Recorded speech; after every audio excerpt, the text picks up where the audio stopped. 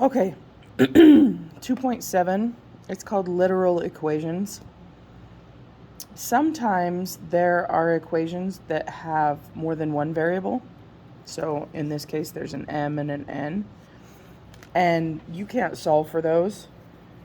You can't solve to just a number. And so sometimes you just have to solve for a letter. Okay?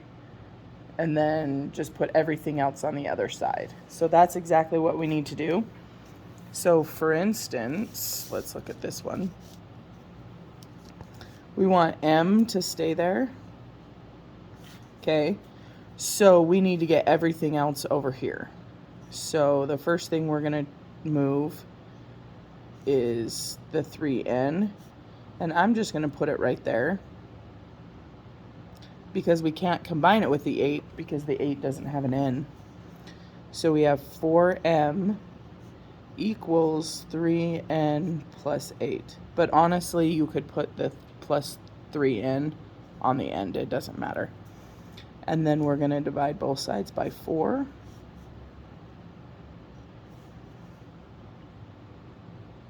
And actually, I would prefer, because you can see here 8 and 4 can reduce. So we are going to divide each of these things by 4 separately, each term. So then we're going to go, these are gone. So we have m equals 3/4 n, or you can leave 3n divided by 4, that's fine, plus 2. And that's your answer. And so you would hope in doing that, for whatever reason they asked you to do it, they would probably give you different n's, and then you would just plug them in. Okay, so we're just going to do a bunch of different ones of these so that you can see different ways to get rid of everything that's around a certain letter. So we're going to get everything away from n. So we're going to subtract 6p. And I don't know why, but I like the one with the variable first.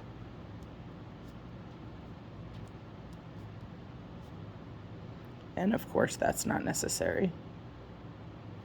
Okay, so then we're going to divide everything by 3. And the reason I do that is a lot of times you can reduce them, but you wouldn't see that if that was not separate. So 6 divided by 3, so negative 2p plus 5 equals n. So those are the answers for those. And let's try another one.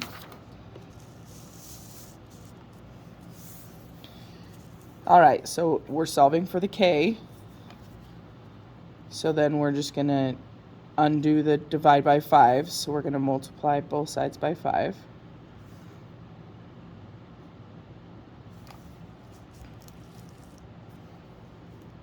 So then that's gone. So we have k minus 2 equals 11j times 5. Whoops. So that should be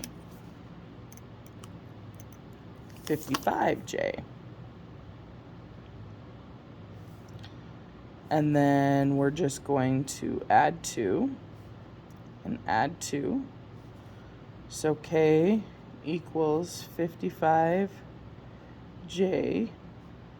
plus 2.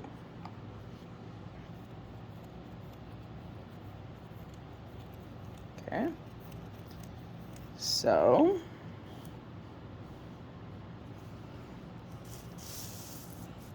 all right, so this is for t. So we're going to lock this here. Well, what's being done between the t and this whole thing is multiplication. So we're going to divide both sides by r plus 4.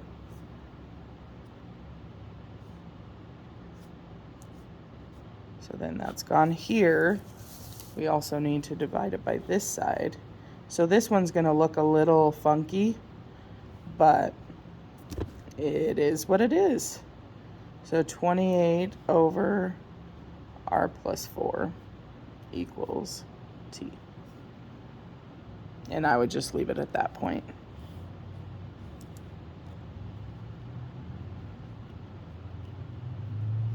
Okay. Say, so this one's for the one that's inside the parentheses. So we actually need to get rid of this, and instead of distributing it and trying to get it out, we're just going to divide by a and divide by a. Okay, so those are gone. So then we have q minus 8 equals 23 over a, sorry. And then we're just going to add 8 and add 8. So q equals 23 over a plus 8. Again, this one looks pretty funky, but it's the best we can do.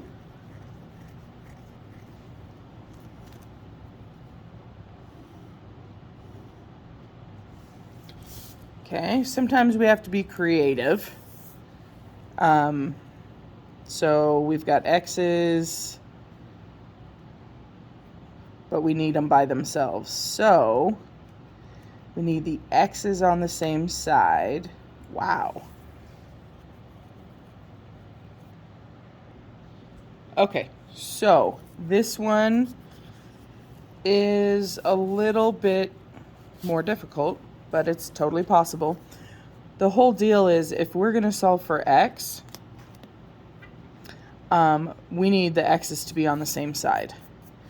So I'm going to write just a tiny bit smaller because this is going to take some space. So plus 2y plus 2y.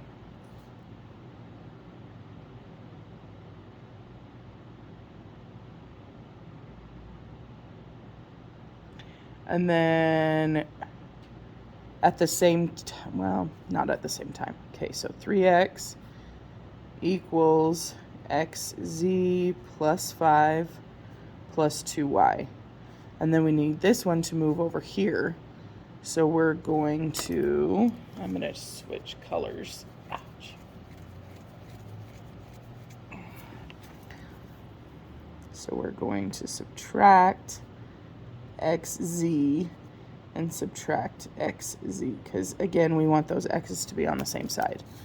So now we have 3x minus xz equals 5 plus 2y. So then, again, this is probably something you've not dealt with a whole lot. So within this term and this term, there's an x, and we need to get it out.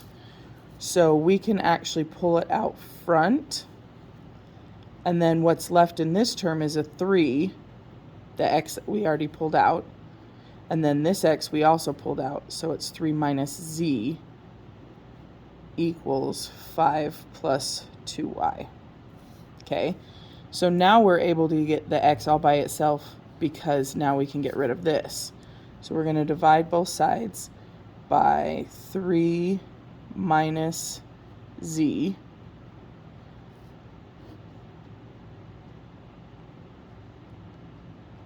Okay, so then this is gone. So we have x equals 5 plus 2y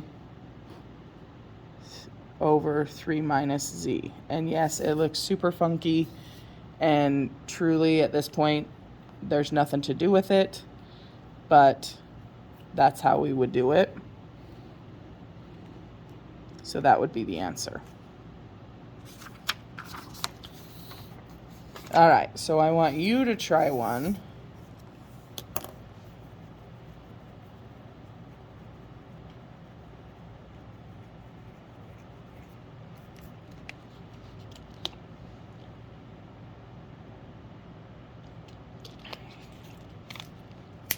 So this again is one of those where we've got them on two sides, so we need to put them together. So I think I'm going to move this D over just so I can keep it positive. So I have 5C equals 2D minus 1. So we'll get rid of this. So plus 1. And again, I'm just going to put it right here.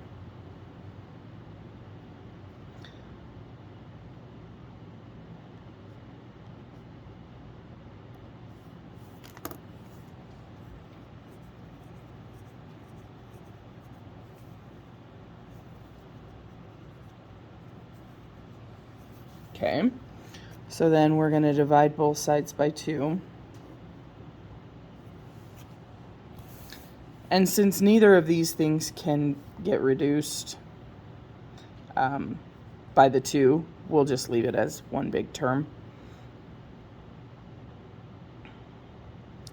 So then we have 5C plus 1 over 2 equals D.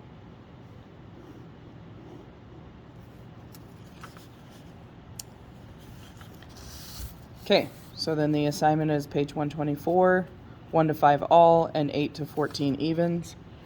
Don't